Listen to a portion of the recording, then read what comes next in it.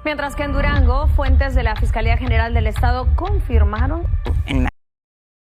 Di Meksiko, mengatakan kebenaran bisa menjadi keputusan paling berbahaya dalam hidup seseorang. Bukan karena kebenaran itu salah, tetapi karena ada pihak-pihak yang tidak ingin kebenaran itu pernah terdengar. Bagi sebagian jurnalis, satu laporan bisa berarti ancaman, dua laporan bisa berarti peringatan, dan laporan berikutnya bisa menjadi yang terakhir. Kasus ini bukan tentang perang antar kartel, ini adalah kisah tentang jurnalis lokal yang memilih untuk melaporkan apa yang ia lihat dan harus membayarnya dengan nyawa.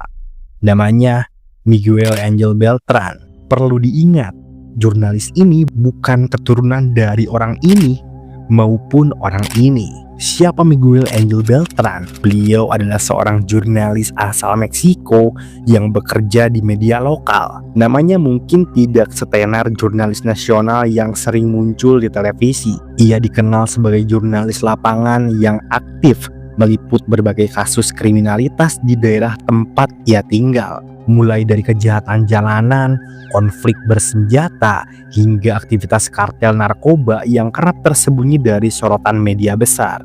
Ia juga memanfaatkan media sosial sebagai sarana membagikan informasi langsung dari lapangan. Berbeda dengan jurnalis nasional yang memiliki perlindungan lebih ketat, Miguel berada sangat dekat dengan realitas lokal. Ia berinteraksi langsung dengan warga, aparat, dan lingkungan yang sehari-hari hidup berdampingan dengan kekerasan dan ancaman kartel. Posisinya mungkin tidak besar di mata publik luas, namun bagi masyarakat setempat, Miguel Angel Beltran adalah salah satu dari sedikit suara yang berani melaporkan apa yang benar-benar terjadi di wilayah mereka. Meliputi aktivitas kartel narkoba di Meksiko bukan sekedar pekerjaan jurnalistik biasa. Negara ini dikenal sebagai salah satu tempat paling berbahaya di dunia, termasuk bagi para jurnalis, terutama mereka yang bekerja di tingkat lokal. Berbeda dengan reporter media besar, jurnalis lokal sering sekali menjalankan tugasnya tanpa pengawalan. Tidak ada tim keamanan, tidak ada kendaraan khusus, dan dalam banyak kasus bahkan tanpa perlindungan nyata dari negara. Mereka tetap turun ke lapangan meski ke wilayah-wilayah rawan dan mengumpulkan informasi dengan risiko yang sepenuhnya ditanggung sendiri. Satu kesalahan kecil saja bisa berujung pada ancaman, penculikan, atau bahkan kehilangan nyawa. Dalam konteks ini, liputan tentang kartel narkoba dianggap sebagai gangguan langsung terhadap kepentingan kekuasaan kriminal. Kartel tidak hanya mengendalikan peredaran narkoba, tetapi juga wilayah, aparat, dan alur informasi. Bagi kelompok-kelompok ini, jurnalis yang mengungkap aktivitas mereka bukanlah pengamat netral, melainkan ancaman yang harus dibungkam sebelum informasi menyebar luas. Fokus utama liputan Miguel Angel Beltran berada di wilayah Durango dan daerah sekitarnya. Wilayah ini dikenal sebagai salah satu jalur penting aktivitas kejahatan terorganisir di Meksiko.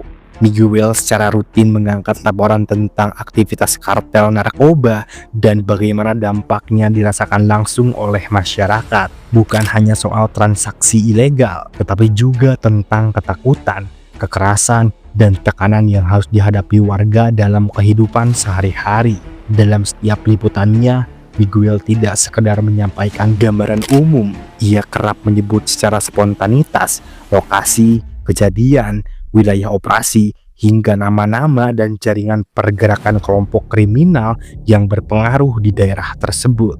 Detail-detail inilah yang membuat laporannya terasa nyata dan dekat dengan situasi lapangan. Namun, di sisi lain, pendekatan seperti ini juga mendapatkannya dalam posisi yang sangat berbahaya karena di wilayah yang dikuasai kejahatan terorganisir, menyebut nama, lokasi, dan pola pergerakan bukan hanya soal informasi, melainkan sesuatu yang bisa dianggap sebagai tantangan langsung terhadap kekuasaan kartel. Pada hari terakhir sebelum ia menghilang, Miguel Angel Beltran berpamitan untuk melakukan peliputan seperti biasanya. Tidak ada tanda-tanda mencurigakan, tidak ada pesan perpisahan, dan tidak ada isyarat bahwa hari itu akan menjadi berbeda.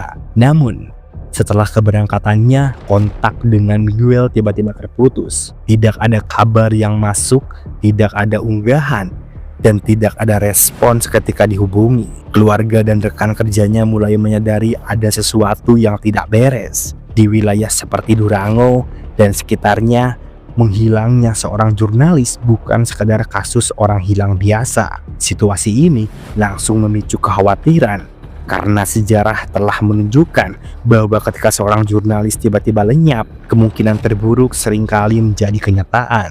Beberapa hari setelah Miguel Angel Beltran dinyatakan hilang, pihak berwenang akhirnya menemukan jasadnya. Tubuh Miguel ditemukan tergeletak di pinggir jalan di wilayah negara bagian Durango. Lokasi penemuan tersebut dikenal sebagai jalur yang kerap digunakan dalam aktivitas kartel narkoba, sebuah wilayah yang selama ini identik dengan transaksi ilegal, pergerakan kelompok bersenjata, dan minimnya pengawasan hukum. Cara jasad Miguel ditemukan segera menimbulkan tanda tanya. Kondisinya menunjukkan bahwa ini bukan kecelakaan lalu lintas dan bukan pula kematian alami. Bagi banyak pihak, lokasi dan situasi penemuan jasad tersebut langsung mengarah pada satu kesimpulan yang sangat mengerikan, bahwa kematian Miguel Angel Beltran sangat mungkin berkaitan dengan pekerjaannya sebagai jurnalis. Di lokasi penemuan jasad Miguel, aparat menemukan sebuah catatan yang diletakkan tidak jauh dari tubuhnya. Keberadaan catatan ini segera menjadi perhatian utama.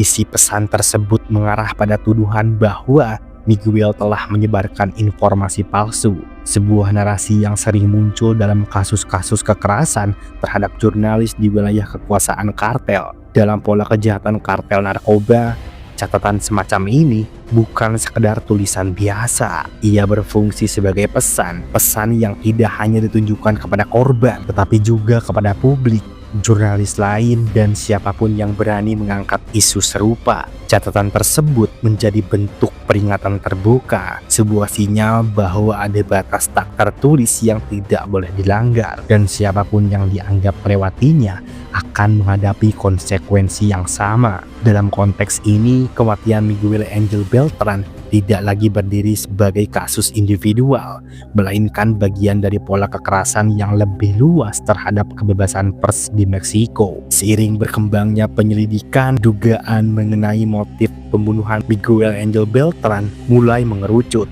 Banyak pihak menilai bahwa kematiannya sangat berkaitan langsung dengan pekerjaannya sebagai jurnalis. Liputan-liputan yang ia buat dianggap telah merugikan pihak tertentu, terutama karena laporan tersebut membuka informasi sensitif tentang aktivitas kejahatan terorganisir di wilayah Durango dan sekitarnya. Dalam konteks kekuasaan kartel, informasi adalah ancaman, dan jurnalis yang mengungkapkannya seringkali dipandang sebagai pihak yang harus dihentikan. Pembunuhan ini pun diduga bukan sekedar tindakan balas dendam, lebih dari itu.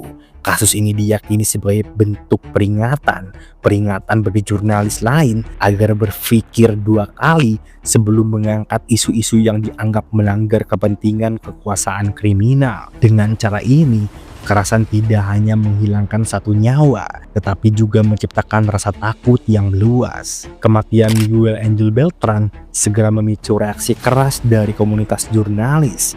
Berbagai ancaman muncul, baik dari media lokal maupun kelompok pembela kebebasan pers. Bagi banyak pihak, kasus ini bukan hanya tentang satu jurnalis yang dibunuh, melainkan simbol dari ancaman nyata yang terus menghantui dunia jurnalistik di Meksiko. Peristiwa ini kembali menyorot lemahnya perlindungan terhadap pers, terutama bagi jurnalis lokal yang bekerja jauh dari sorotan nasional. Tidak sedikit jurnalis yang menyuarakan perasaan yang sama, bahwa mereka menjalankan tugas jurnalistik dengan risiko yang sepenuhnya ditanggung sendiri, bekerja tanpa jaminan keamanan, tanpa perlindungan memadai, dan dengan kesadaran bahwa setiap liputan bisa berujung pada ancaman nyawa. Dalam situasi seperti ini, Ketakutan bukan lagi sesuatu yang abstrak, ia menjadi bagian dari pekerjaan sehari-hari. Para jurnalis yang tetap memilih untuk melaporkan kebenaran dan penderitaan rakyat atas perlakuan kartel. Kasus Miguel Angel Beltran bukanlah peristiwa yang berdiri sendiri.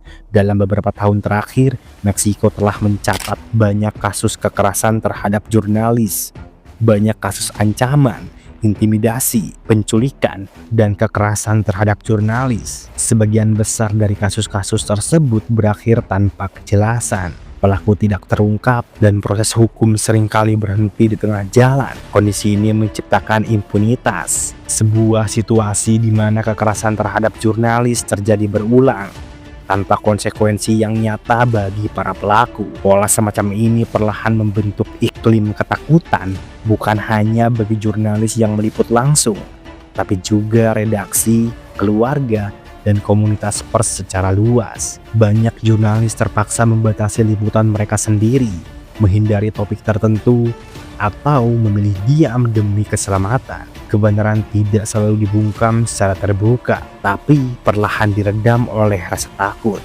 Dampak dari kasus Miguel Angel Beltran tidak berhenti pada satu kematian. Peristiwa ini meninggalkan jejak yang jauh lebih luas di dunia jurnalistik Meksiko. Banyak jurnalis menjadi semakin berhati-hati, bahkan memilih untuk berhenti meliput aktivitas kartel sama sekali. Bukan karena kehilangan idealisme, melainkan karena sadar bahwa resiko yang dihadapi terlalu besar. Ketika jurnalis mundur, publik menjadi pihak yang paling dirugikan. Akses terhadap informasi semakin terbatas, dan realitas di lapangan perlahan menghilang dari pemberitaan. Dalam kekosongan informasi ini, kartel narkoba justru semakin leluasa bergerak. Ketakutan mulai menggantikan kebenaran, dan kekuasaan kriminal tumbuh di ruang yang seharusnya diisi oleh fakta. Kasus Miguel Angel Beltran akhirnya menjadi pengingat yang kelam bahwa di beberapa tempat mengungkap kebenaran bukan hanya soal keberanian, tetapi soal bertaruh dengan nyawa sendiri. Semoga di tahun ini channel ini bisa lebih berkembang agar bisa mengangkat skema-skema kotor di negeri kita tercinta ini. Terima kasih sahabat Guel semua.